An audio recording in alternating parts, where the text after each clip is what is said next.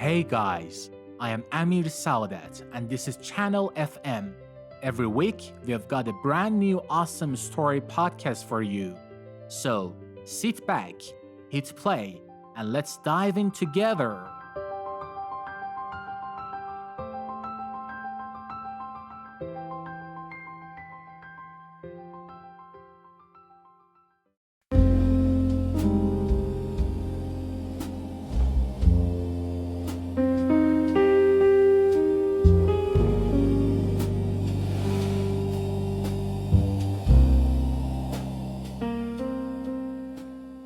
Welcome back to Shadows of New York, the crime drama podcast novel where the rain never ends and the city hides more than it shows. I'm glad you're here tonight. Get comfortable and follow me in the shadows. Chapter 5 begins now. Paper Crown.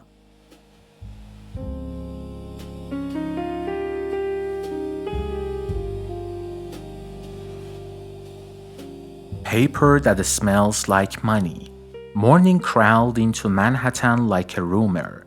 Detective Michael Reid stood outside Garen's Atelier, watching a courier van idle with its hazard lights on. The air carried that narrow familiar breath of saffron. Expensive, deliberate. A clerk rolled out a black case, the size of a shoebox, its corners gilded with an uneven gold leaf that cut the weak sun and threw it back like a joke. Michael flipped his badge. Last night's order? We're finishing rush jobs, the clerk said. For lunch. What lunch? She hesitated. A brand ceremony. Private. Their boxes get a gold crown stamp. Hand pressed. Michael glanced at the drying table, a row of matte black boxes, each stamped with a tiny crown in gold. Paper royalty, paper lies. Who picks these up? Black umbrella, she said. Of course.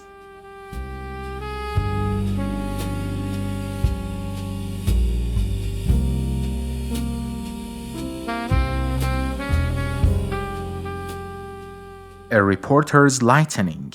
Jessica Clark sat on a bench across from the Atelier with a coffee she'd refilled 3 times just to keep the cup.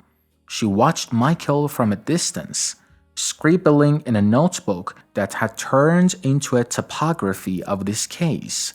Rook, Umbra LLC, Garen's, Saffron, Crown. Her phone buzzed with a text from a number saved as Porter Boy. Umbra hosting private event tonight. Warehouse at Pier 47. Invitations are scented. A second text, a photo of a thick black invitation with a gold crown and a faint watermark that when the light hit right, became a rook. 2 signatures, 1 message. She dialed Michael, Pier 47, tonight, and it's not a party, it's a move.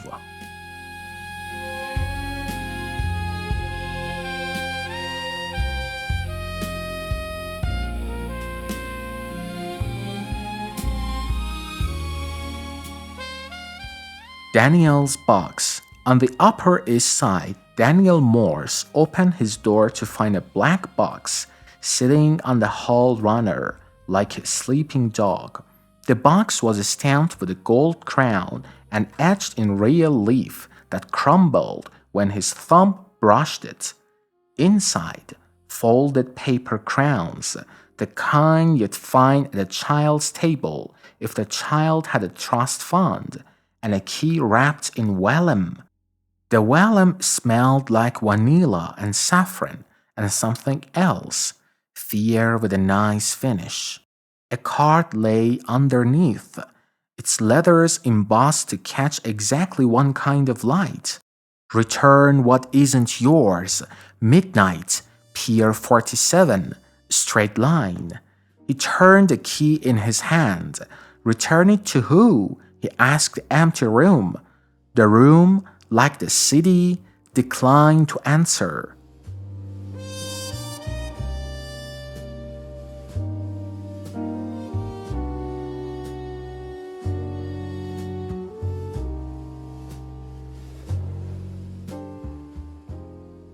Tommy's thin line. In Queens, Tommy Rivera hid in his cousin's spare room with the lights off. He had slept like prey, half dreams of Rook umbrellas moving down the hallway, of saffron dust floating through vents. He checked his pocket out of reflex, another black card with a gold edge, slipped in by a hand he never felt. On the back, run straight or fall, a map scrawled beneath. A straight line from Queensboro Plaza to Pier 47. Tommy laughed once. I don't run lines, he told the darkness. I trip over them, but he put on his hoodie anyway.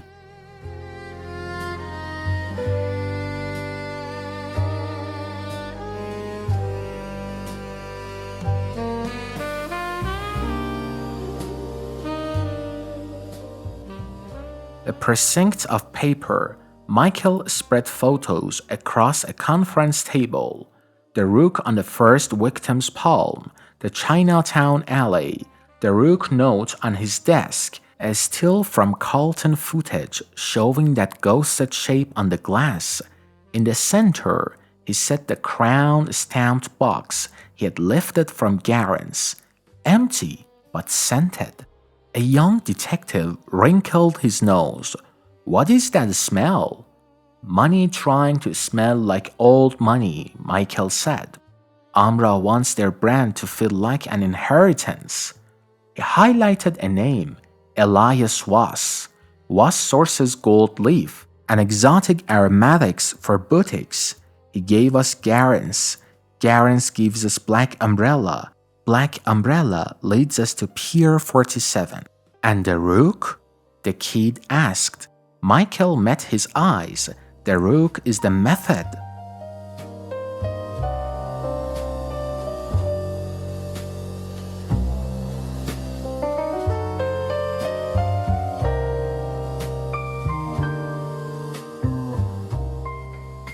Voss, polite as a knife.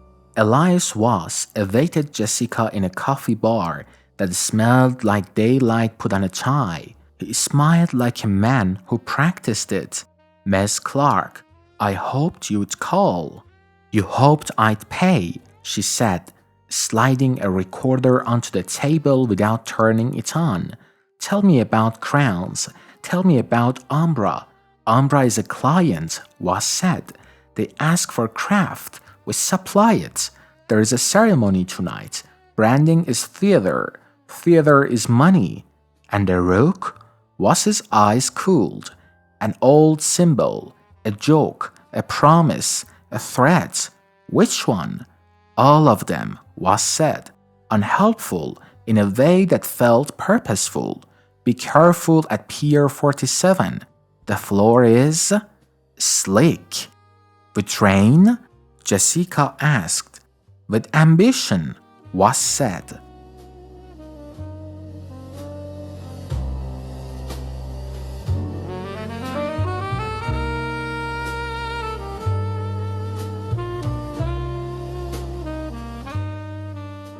Grand Central tilt. At Grand Central, Daniel stood outside the information booth, under the stars in the ceiling that never learned weather. He held the crown box and the key. The plan said midnight, but his nerves said now. He looked at commuters cutting straight lines through marbles. Every path efficient, every path obvious. Ms. Morse? A woman asked, appearing like an edit. Black umbrella, Rook stitched near the handle. We can guide you to Pier 47. I am not going, he said. She smirked kindly. You will. We've drawn the line.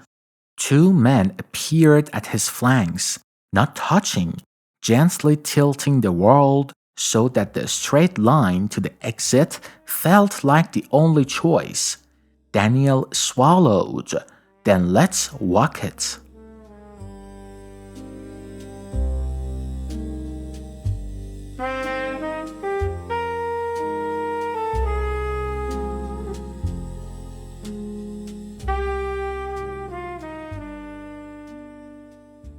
Stakeout on the river.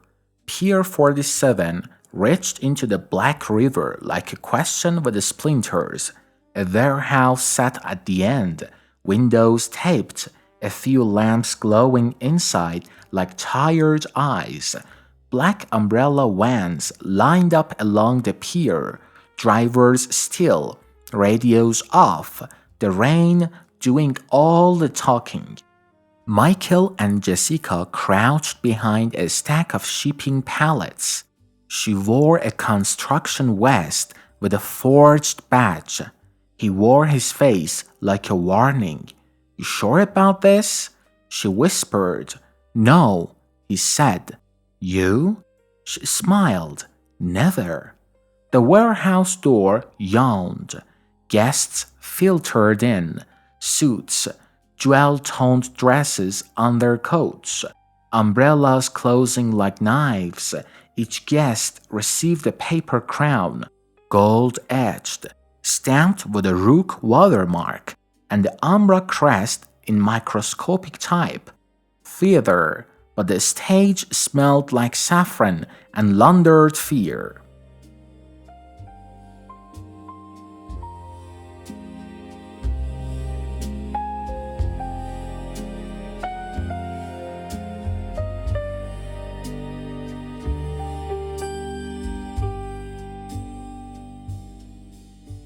Ceremony of shadows. Inside, garlands of black paper hung from rafter. Thin as ash, a long table held the boxes, black, crown stamped, arranged like chess ranks. A host took the floor, voice pitched to a frequency that implied donations. Umbra wishes to unify craft and capital, he said. Tonight, we crown our partners. Each guest approached, received a box, and a blessing in the form of a number whispered against ear. Gold pens, scratched signatures, screens lit up with accounts, transfers masking as invoices, money stepping straight from shadow to spotlight and back again. Not a cult, a club. Worse. Michael's hand found Jessica's wrist. "We need proof," he said. She taped her recorder. "We need names."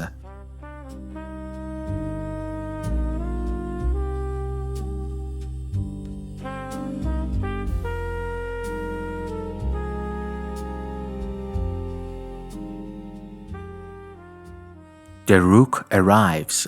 A figure stepped onto a small platform, not grand, just center, black coat, gloved hands, a Rook pin at the collar so dark you saw it only when the light remembered you. The voice that arrived was the same voice that had called Michael in the night, calm like a clean blade. "New York needs straight lines," the Rook said. "Curves waste time. Tonight, we draw lines that carry value without friction." A ripple of approval. The paper crowns shone, ridiculous and terrifying in the same breath. And to ensure loyalty, the Rook continued, "We mark each of you with a scent that says ours when rain says gone." A woman in gloves misted the air. The saffron deepened, threaded with something metallic. Jessica coughed. Michael felt the room lean.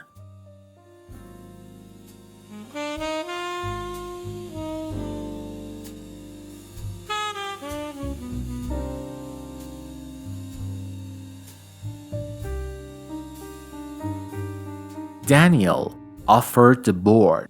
They brought Daniel in through a side door, not as a captive, not as a guest, as a lesson. The Rook greeted him with a nod. "You received our key," the Rook said. "I returned it," Daniel replied, setting the box down. "I want out."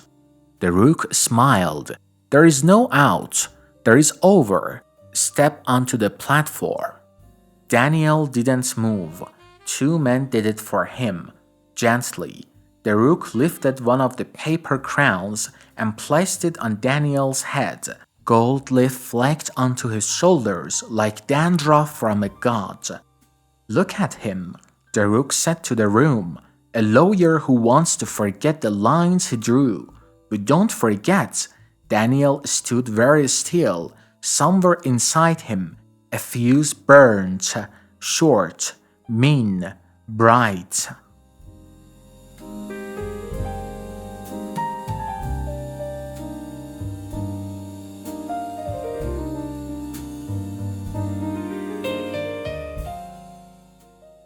Tommy draws a curve. Tommy slipped in behind a gathering cart, heart hammering a rhythm too fast to dance to. He saw the man who had hunted him, a leather coat, the umbrella hook, the Rook stitch. He considered running. Instead, he curved. He grabbed a box, swapped the key inside for the one he carried, and slid the box back into the lineup. A small crime, a small curve, but in a world of straight lines, a curve is a kind of bomb. "Hey," a voice said behind him. Tommy didn't look. He smiled into the cart's chrome reflection and kept moving.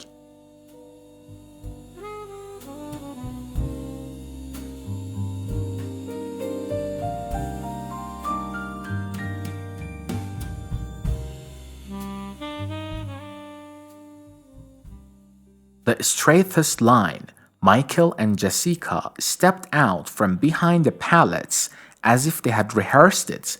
Michael flashed his badge and his voice together. "New York Police Department. Everyone stay where you are. Hands where I can see them." The room did what rooms do when authority enters. It hesitated.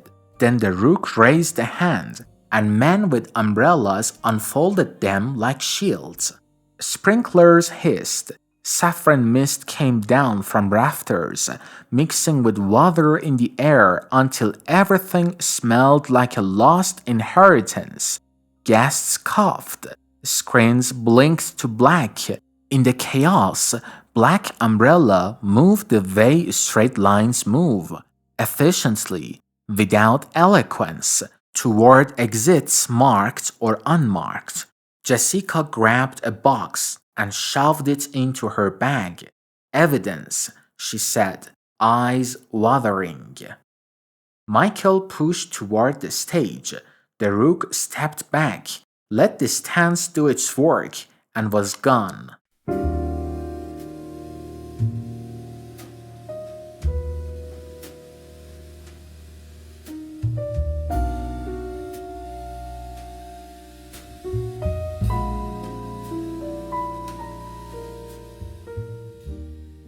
Crown of noise. Sirens climbed the pier. Uniforms rushed in. In the crush, Daniel found Jessica. "Get this to someone who still believes in paper," he said, handing her the vellum-wrapped key, "and tell them to open box number 17. "Why 17? "Because it's the only one that isn't empty," he said, voice flat, "and because I changed it." "Why help us?" she asked. Daniel's smile cracked. "Because I helped them first." He vanished into a spiel of umbrellas and coats.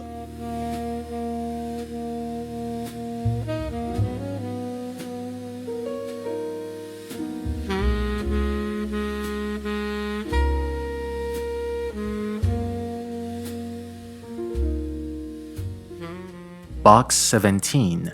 Back at the precinct, Michael and Jessica stood over a table lined with seized boxes. A tech-peeled gold leaf like scabs, and pried open lids.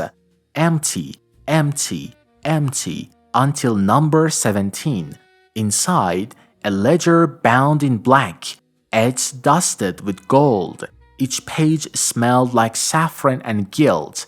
Names, account routes, delivery paths, Umbra LLC arrows pointing to shells and back into banks with respectable foyers.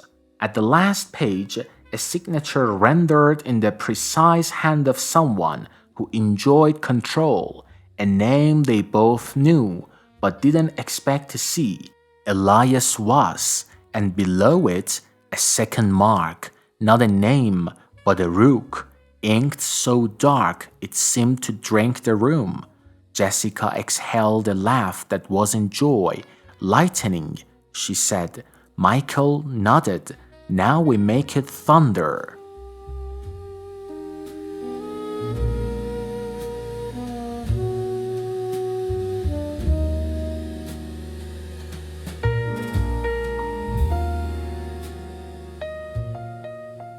Last lines.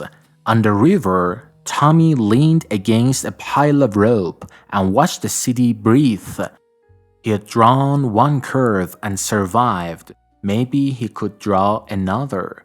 In a quiet office, Voss washed his hands and stared at his reflection until it looked like a stranger who knew all his passwords. The Rook pin at his lapel gleamed like a wound you polish. In a room with no windows, the Rook folded a paper crown into a Rook shape with two clean moves. 17. The voice said to no one. Clever. Somewhere between them all, the rain took a breath and started again.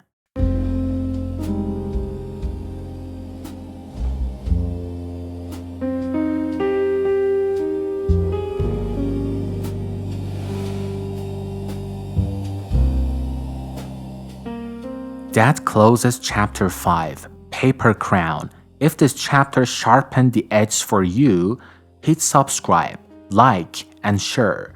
We release one episode every week. Don't miss chapter 6 because curves have consequences and the Rook hates them. Until next time, stay in the dark.